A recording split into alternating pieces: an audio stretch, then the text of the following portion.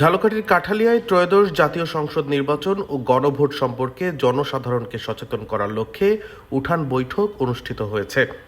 সোমবার দুপুরে উপজেলা পরিষদ অডিটোরিয়ামে এই উঠান বৈঠক অনুষ্ঠিত হয়। উপজেলা পরিষদ এর আয়োজন করে।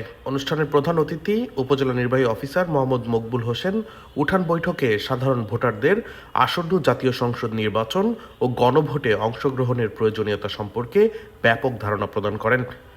অনুষ্ঠানে শত শত নারী পুরুষ ভোটার উপস্থিত ছিলেন।